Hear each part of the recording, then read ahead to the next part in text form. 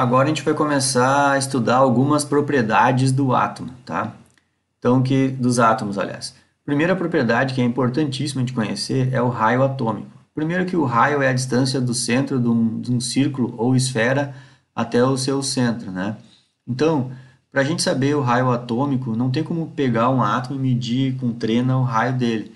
Então, existem instrumentos que conseguem medir aquilo que eu já falei para vocês, que é a difração de luz, né? Ao a luz atravessar a distância entre dois núcleos, porque a luz consegue passar entre os dois núcleos do átomo.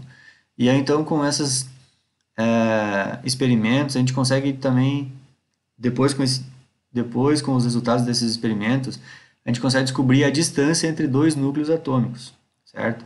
Sabendo a distância entre dois núcleos atômicos, a metade da distância é o raio de um deles, né? Então, a gente consegue descobrir, então, qual é o valor do raio dos átomos, né? E esses valores do raio atômico, eles apresentam um comportamento periódico. E aí, então, vem uma explicação que eu não falei ainda, mas é o seguinte.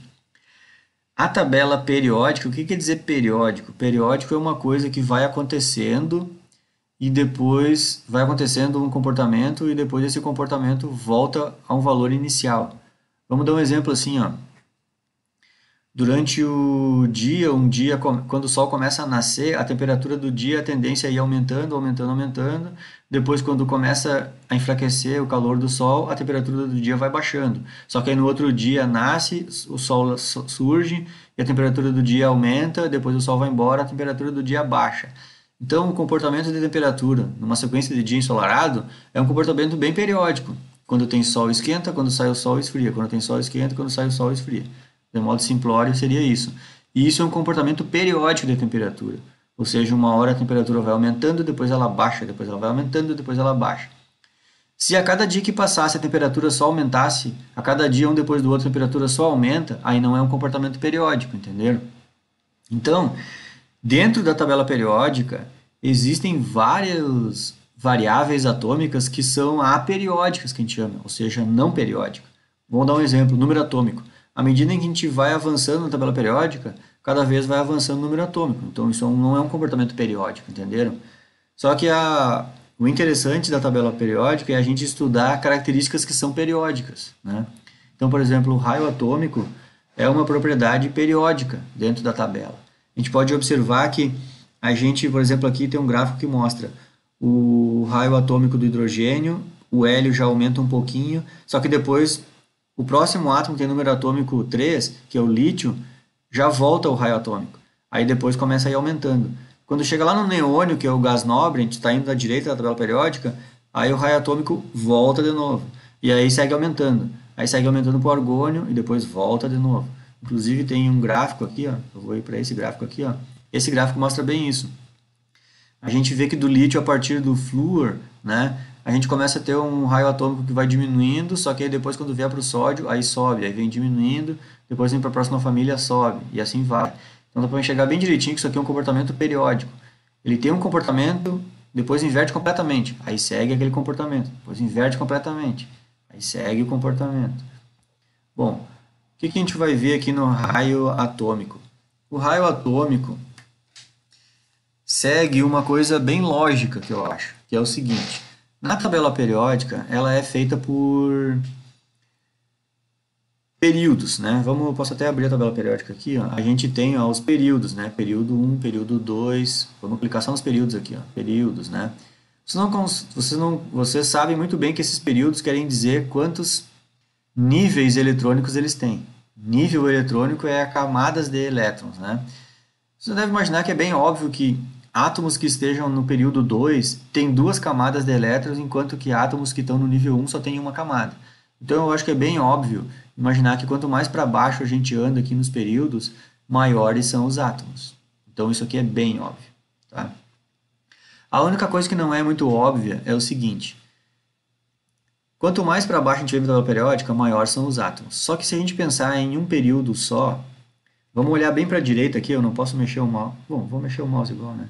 Vamos olhar para esse átomo aqui, ó, o criptônio, o gás nobre. O número atômico dele é 36. E o átomo bem da esquerda aqui é o potássio, certo? Então você pode até pensar assim, o potássio tem número atômico 19, ele tem 19 elétrons. E o cromo, o número atômico dele é 36, ele tem 36 elétrons. Alguns de vocês poderiam pensar assim, se esse átomo tem 36 elétrons, isso é bem mais elétrons do que 19, portanto, o volume da nuvem eletrônica vai ser maior. Só que aí vocês se enganam. Por quê?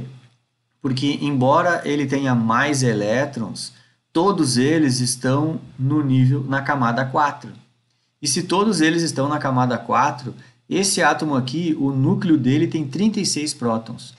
Portanto, o criptônio aqui, ele é um átomo que tem 36 elétrons, bem mais que o potássio, só que o núcleo do criptônio é muito maior que o do potássio.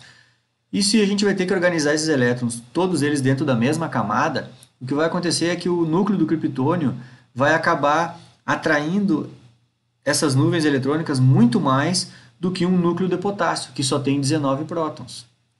Então, o que a gente vai perceber aqui na tabela periódica é que, à medida que a gente vem para os períodos mais baixos, aumenta o raio atômico.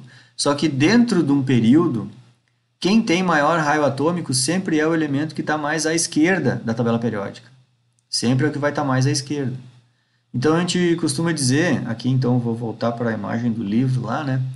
A gente costuma dizer que o raio atômico ele aumenta de cima para baixo na tabela periódica, né? E da direita para a esquerda, certo? Então ele aumenta de cima para baixo, que é o que mais prevalece, e também aumenta da direita para a esquerda, né? Aqui o livro mostra os elementos da família 1 e depois família 13, 14, só os representativos ele mostra aqui, tá? Ele faz um degradê aqui, ó. Inclusive ele tenta até simbolizar com bolotinhas, né? Então vejam os tamanhos dos átomos aqui, ó. Azuis, depois os átomos maiores aqui em verde, depois maiorzão, amarelo, vermelho e o roxão. Sendo que o maior átomo da tabela periódica é o césio, tá? Fácil de entender, né?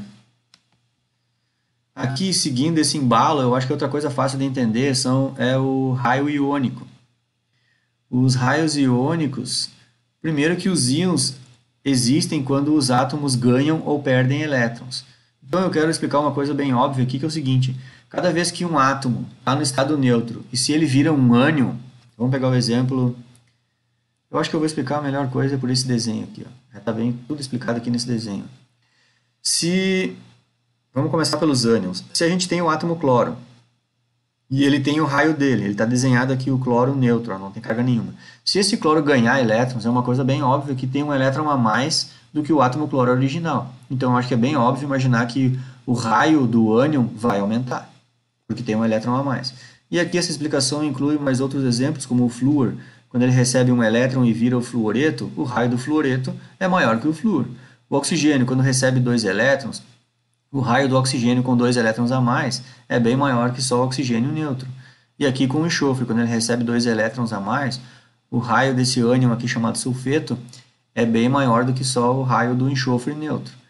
E a explicação de modo invertido é válida. Por exemplo, se o átomo de lítio tem essa esfera aqui cor cinza, de tamanho, quando ele perder um elétron, o tamanho dele vai diminuir. Por quê? Porque ele perdeu um elétron, né? Então, é uma coisa bem óbvia. E assim vale para, por exemplo, qualquer um outro exemplo, né? Então, de modo geral, tem até esse desenho aqui, ó. De modo geral, o raio dos ânions é maior que o raio do átomo quando era neutro. E o raio de um cátion é menor do raio quando ele era neutro, certo? Então, aqui tem essa explicação aqui também na tabela periódica, né? Aí vocês já podem ver que, por exemplo, o césio, quando perde elétron, ele já fica com um tamanho menor do que muitos elementos que eram menor do que ele, só que quando esses elementos incorporaram elétrons, agora se transformaram até em elementos maior do que o césio. Vocês conseguem perceber aqui pelas cores? É uma explicação bem legal do Atkins aqui. Então, eu acho que esse quesito aí, raio, eu acho que é isso.